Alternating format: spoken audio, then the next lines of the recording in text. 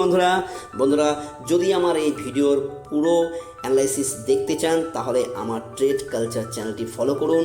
এখানে আমি শুধু জাস্ট শর্টে একটি ভিডিও তৈরি করেছি।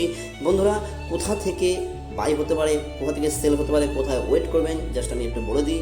ওকে, তো বন্ধুরা আমরা কি করেছি, আমরা এই ডে ক্যান্ডেল এটা লো, ডে ক্যান্ডেল এটা হাই, এটি 4 ঘন্টার সাপোর্ট, এটি 4 ঘন্টার রেজিস্ট্যান্স। তাহলে আমরা কি বলবো, যদি প্রাইস যদি এখানে আসে দিনের যখনই হোক না কেন, আমরা এখান থেকে বাই দেখবো, এখান থেকে বাই দেখবো, এখান থেকে সেল দেখবো, এখান থেকে সেল দেখবো, কারণ এগুলি সেলিং জোন আর এটা বাইং জোন।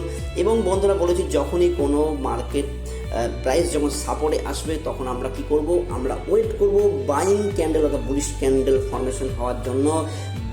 সাপোর্টে যদি বুলিশ ক্যান্ডেল তৈরি হয় আমরা তার কনফার্মেশন ক্যান্ডেল তৈরি হলে তখন আমরা বাই নেব।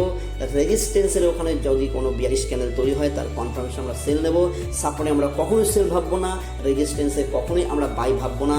এখন দেখতে পাচ্ছেন যে একটা ট্রেল লাইন, একটা প্যারালাল চ্যানেল তৈরি হয়েছিল, সেই প্যারালাল চ্যানেলকে মার্কেট কী করেছে, মার্কেট দেখতে পাচ্ছেন ব্রেক ডাউন করেছে।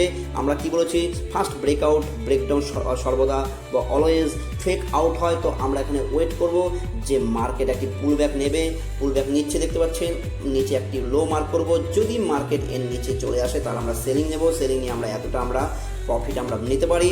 এবং বন্ধুরা কি বলেছি যে আমরা যখন সাপোর্টে যাবে তখন আমরা বাইং দেখব, যখন রেজিস্ট্যান্সে যাবে আমরা সেল দেখব। যতক্ষণ না ব্রেকআউট বা ব্রেকডাউন হওয়ার পর একটি রিটেস্ট নিয়ে সেই সাপোর্টকে রেজিস্ট্যান্সে পরিণত করে অথবা রেজিস্ট্যান্সকে সাপোর্টে পরিণত করে ততক্ষণ আমরা কিন্তু কোনো বাইংয়ের সেলিং দেখব না। ওকে বন্ধুরা, থ্যাংক ইউ।